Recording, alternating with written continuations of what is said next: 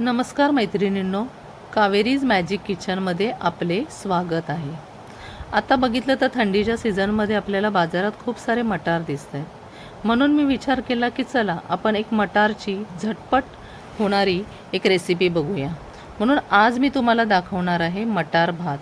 तो कसा तयार करायचा आहे ते आपण बघू। यासाठी लागणारे साहित्य: 1 वाटी मटार, 1 मोठा कांदा, थोडीशी कोथिंबीर, आलं, 7 ते 8 लसणाच्या पाकळ्या आणि 4 ते 5 हिरव्या मिरच्या। 2 वाट्या मी इथे बासमती तांदूळ घेतलेला आहे, तो चांगला भिजवून घेतलेला आहे। त्यानंतर खड्या मसाल्यांमध्ये मी घेतले 4 ते 5 काळे मिरी, चवीपुरतं मीठ, 1 तमालपत्र, त्यानंतर 1 चमचा धने। मी थोडासा इथे बिर्याणी मसाला घेतला आहे, तुम्ही नाही वापरला तरी चालेल। 1 चमचा जिरं, हळद। आता हे सगळं साहित्य एका मिक्सरच्या भांड्यामध्ये आपण घेऊन त्याची आपण एक चांगली पेस्ट तयार करायची आणि त्याचा मसाला तयार करायचा आहे।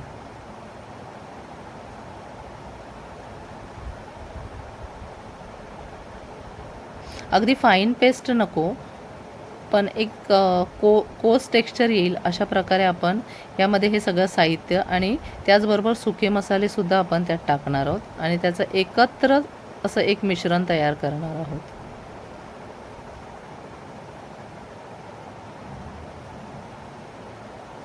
आता तुम्ही बघू शकता की मी व्यवस्थित त्याचं एक मिश्रण तयार केलेलं आहे।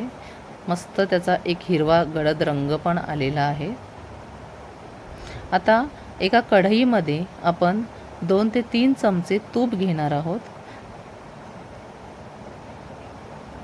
आणि त्यामध्ये आपण जे तमालपत्र घेतले होते ते तमालपत्र घेणार आहोत आणि हा वाटलेला मसाला आपण त्यामध्ये व्यवस्थित शिजवून घेणार आहोत। तो 4 ते 5 मिनिटे परतून झाल्याच्या नंतर आपण त्याच्यामध्ये सुके मसाले टाकणार आहोत।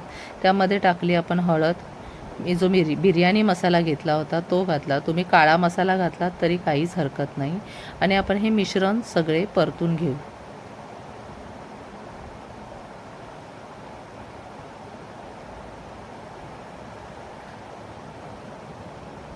मिश्रण व्यवस्थित परतून घ्यायचं आहे। मिश्रणाला तेल सुटू लागल्याच्या नंतर आपण त्यामध्ये जे 1 वाटी मटार घेतले होते ते मटार टाकूयात आणि हे मिश्रण सगळं एकजीव करून घेऊया।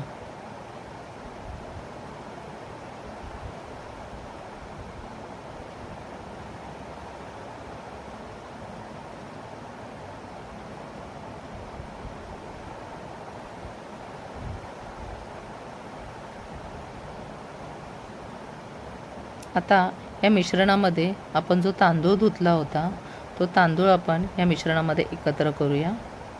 आता मी 2 वाट्या बासमती तांदूळ भिजवून ठेवला होता अर्धा तासासाठी। आता तो मी यामध्ये मिक्स केल्यानंतर मी 2 वाट्या बासमती तांदूळ घेतल्यामुळे मी 6 वाट्या यामध्ये पाणी घालणार आहे आणि त्याला शिजवून घेणार आहे। तर आपण यामध्ये पाणी ॲड करूया।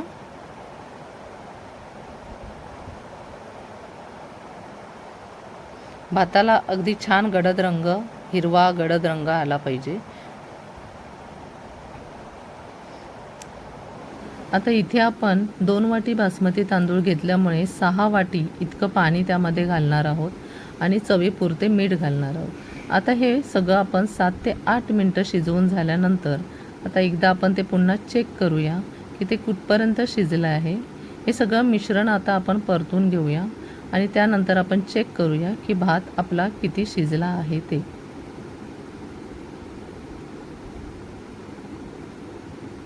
वा, अगदी सुगंध येतोय। चला आपण भात चेक करूया। भात तर शिजलेला आहे, पण यातलं पाणी अजून थोड्या प्रमाणात सोक व्हायला पाहिजे, तर त्याला 3 ते 4 मिनिटं आपण लो फ्लेमवरती पुन्हा एकदा शिजवून घेऊ।